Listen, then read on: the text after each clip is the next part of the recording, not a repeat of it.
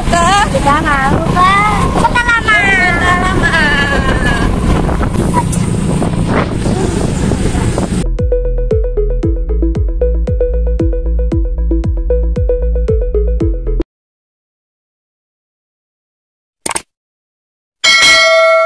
Assalamualaikum guys, lagi sama Sawa. Kali ini kita mau ke Museum Kota Lama guys. Jadi kita mau jalan sampai di perjalanan dan sampai di Museum Kota Lama ya guys.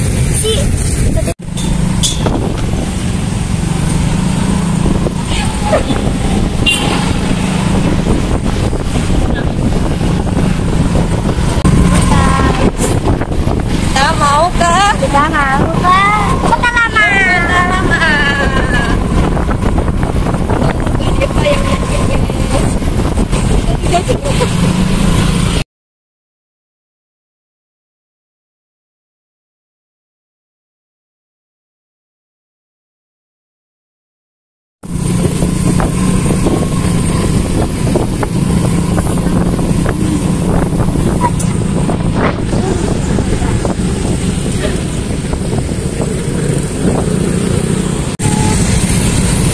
Oke, nyampe.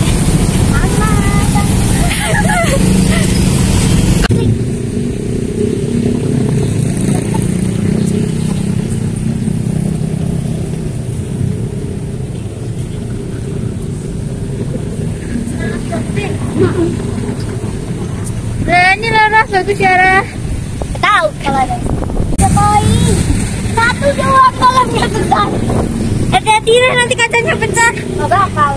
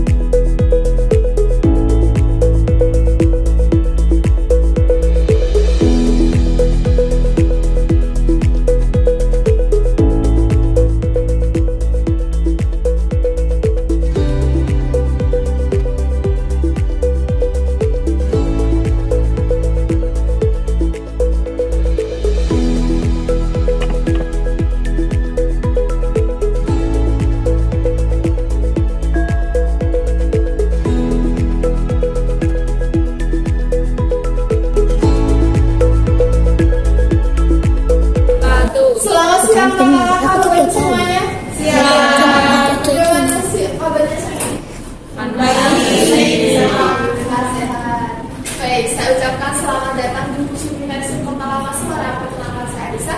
Di sini saya akan mendampingi Bapak Ibu semuanya untuk berkeliling di area museum.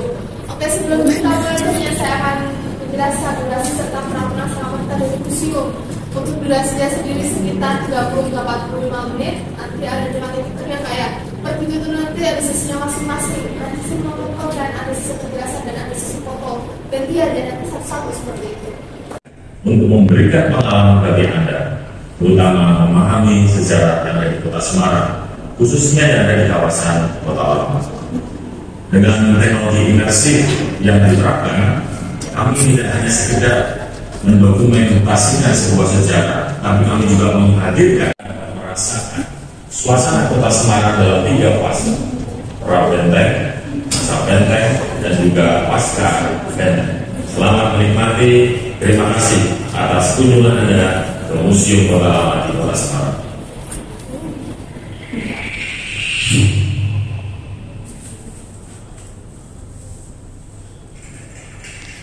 Sudah ditentukan bahwa Nusantara menjadi primadona bagi bangsa-bangsa lainnya. Baik, sebelum sama saya kita sudah datang ke Kota Lama. Kamu nggak jembatan yang kalau kita mau masuk Kota Lama namanya Jembatan Berok. Ya, di sini ya. Nah, di bawah Jembatan Berok itu dia ada sungainya. Sungainya itu dulu merupakan jalur lalu lintas utama kapal-kapal orang-orang Eropa yang masuk ke Semarang. Sungai itu begitu besar. Nah, Jembatan Berok itu dulu merupakan gerbang menuju sentral atau pusat dari perdagangan orang-orang Belanda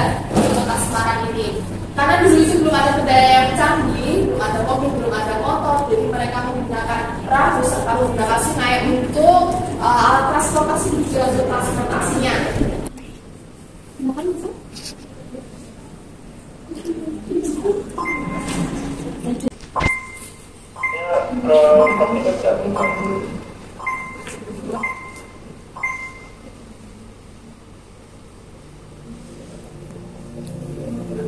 Di Museum Imersif Kota Lama Semarang.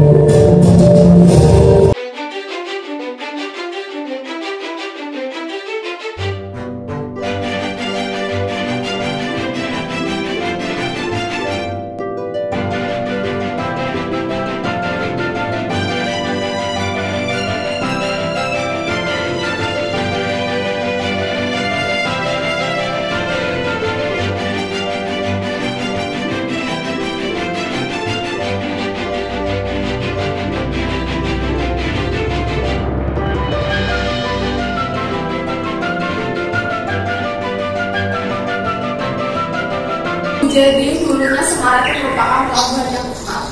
Jadi dulunya merupakan sebuah lautan Mas ya, sekitar pada abad ke-8.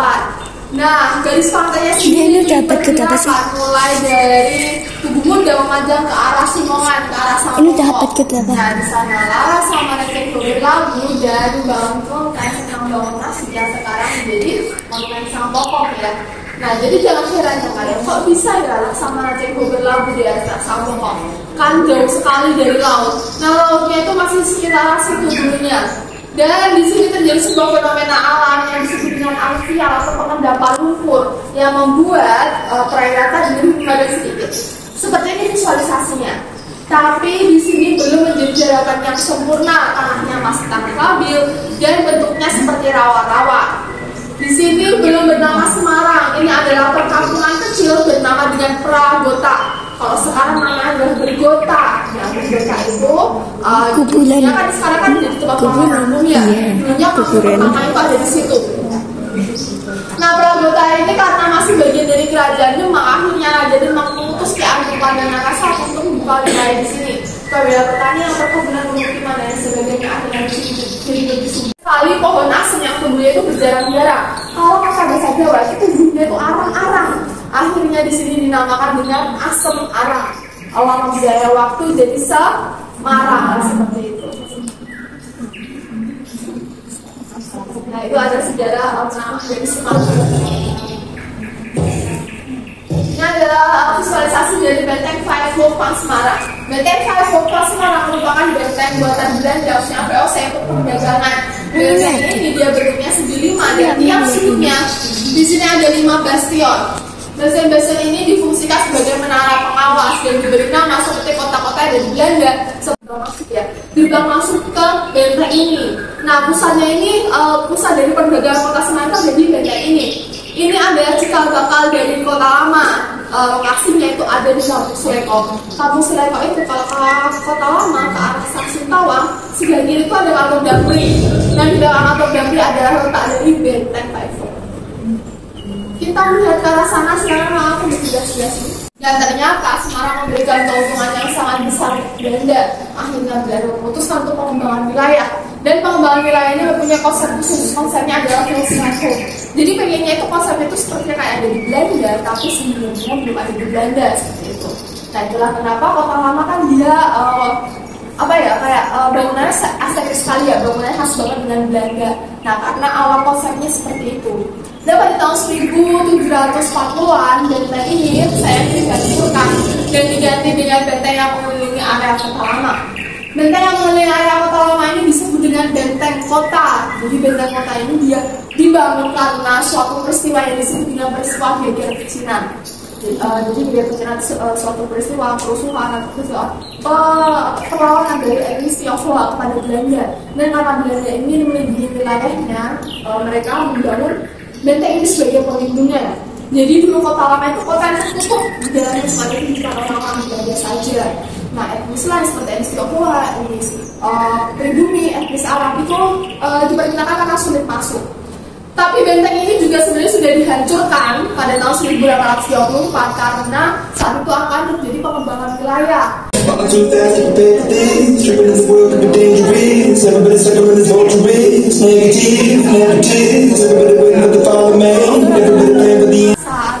timeline dari sejarah kota lama dan sejarah kota Semarang dimulai pada tahun 1547 ketika Semarang saat itu ditingkatkan menjadi serikat kabupaten dan berakhir pada tahun 1949 ketika Semarang secara resmi menjadi bagian dari Indonesia. Karena ini panjang bagi menjadi 3 fase, yaitu pra kejayaan kota lama, kejayaan kota lama, dan pasca kejayaan dari kota lama. Pra-kejayaan kota lama dimulai pada tahun 1547 ketika Semarang saat itu ditingkatkan menjadi serikat kabupaten. Yang meresmikan adalah raja dari kerajaan Pajang karena Semarang saat sudah bagian dari kerajaan Pajang, sudah bukan bagian dari kerajaan Demak lagi. Nah, peresmian ini dilakukan pada tanggal 2 Mei 1547 dan hari itu menjadi hari lahirnya kota Semarang dengan bupati pertama yaitu Ki Ageng Pandanaran II atau anak dari Ki Ageng Pandanaran I. Nah, setelah hampir 100 tahun kemudian setelah diresmikan menjadi bagian dari kerajaan Pajang lagi, tapi bagian dari kerajaan Mataram Islam. Nah, pada tahun ini Mataram Islam sudah mulai bekerja sama dengan Belanda dalam bidang perdagangan. Tapi sayangnya saat itu pemerintahannya kurang ramah dengan rakyat dan juga karena terlalu dekat dengan Belanda. Akhirnya sebuah pemberontakan muncul pada tahun 1676. Pemberontakan ini didalangi oleh Trunojoyo, seorang bangsawan dari Madura. Nah, karena pemberontakan ini membuat kerajaan itu menjadi kolaps dan hampir runtuh saat itu. Di saat genting-gentingnya, raja meminta bantuan Belanda untuk membantunya menumpas pemberontakan. Belanda setuju saat itu, tapi Belanda meminta bayaran yang sangat besar karena Belanda biasanya kan ingin berdagang, saya tidak mau membantu dengan cuma-cuma, seperti itu pikirannya. Dan pada tahun 1677 terjadi perjanjian yang menyatakan apabila Belanda dapat menumpas pemberontakan dari Trunojoyo ini akan diberi hadiah setengah dari wilayah kerajaan Mataram Islam beserta seluruh pantai utara Jawa. Nah, hadiah ini sebagai ganti karena raja tidak bisa memberi hadiah berupa harta saat itu, dan akhirnya diganti menjadi hadiah berupa wilayah. Dan pada tahun 1678 akhirnya perang dan ternyata Belanda dapat menumpas pemberontakan dari Trunojoyo ini. Akhirnya setengah dari wilayah kerajaan Mataram Islam saat itu jatuh ke tangan VOC, jatuh ke tangan Belanda, termasuk Semarang. Maka pada tahun 1695 sebuah benteng dibangun di Semarang. Bisa dipencet. Mau lagi dari sini. Itu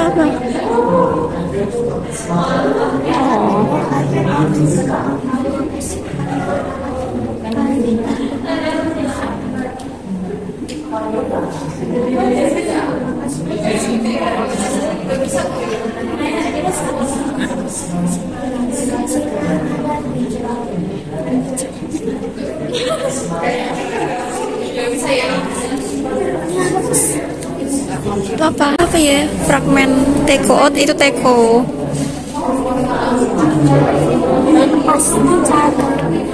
Pasca benteng. Nggak bisa ya? Nggak bisa dipencet.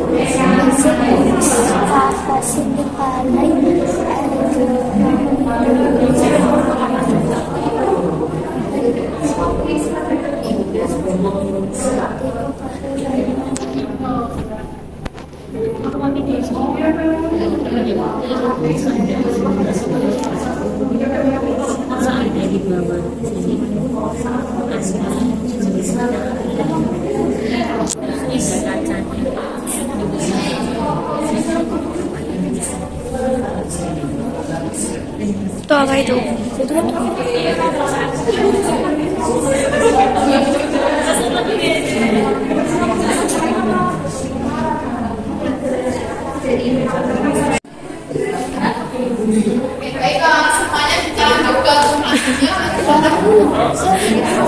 Baru apa, Ra? Capek darah.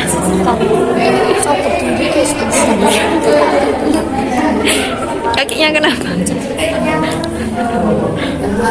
Kereta api itu dipegang oleh 3 perusahaan berbeda. Tiga ini merupakan perusahaan swasta, tidak ada perusahaan dari pemerintah pada saat itu. Nah, di sebelah sana itu ada tempat di mana kereta api diperbaiki bisa dengan Belanda. Nah, ini kan dia bentuknya seperti ini. Ini merupakan ujung dari rel kereta apinya, dan rel kereta apinya itu memanjang ke arah stasiun. Ke Indomaret, belakangnya itu kan dia ada toko jembatannya, apa namanya, gerbang merah. Masuk lagi yang dari mobilnya di sana, itu dulunya merupakan stasiun, tapi stasiun itu dia tutup pada tahun 1970-an dan beralih fungsi menjadi terminal, dan beralih fungsi lagi menjadi ruko seperti sekarang. Jadi untuk perusahaan NCS itu tidak ada warisan stasiunnya karena masyarakat ada dari tahun motor. Atas permukaan fragmen data ini lalu dibersihkan atau diperbaiki melalui bawah, nanti ada tangganya teknisi turun. Jadi nanti kayak mungkin cara kerjanya habis kolam yang berbes. Ini merupakan air tanah karena struktur tanah di bawah ini, di bawah kolam ini itu sangat rendah, sekitar 2 hingga 3 meter di atas permukaan laut. Jadi air dari dalam tanah dia merembes ke atas. Makanya dikasih pompa juga untuk menyedot air yang perjalanan kami mulai dari Museum Kota Lama pada ayat sekitar stasiun menuju. Kalau cukup silakan semua.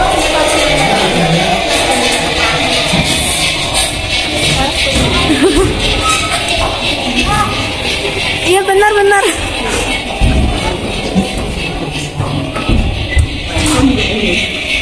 Ini tahu mana tidak.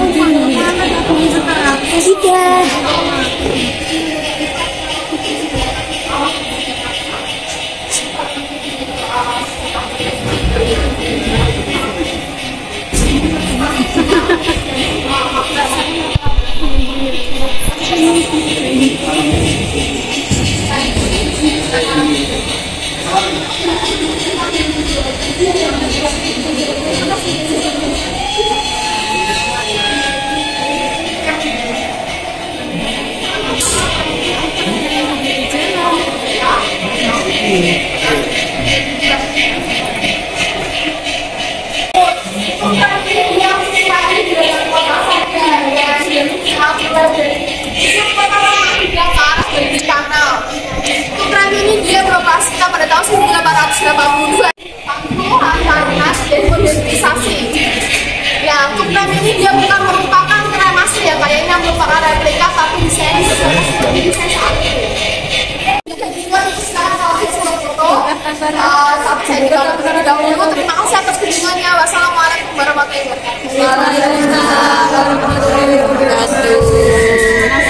kasih Mbak. Terima kasih Mbak.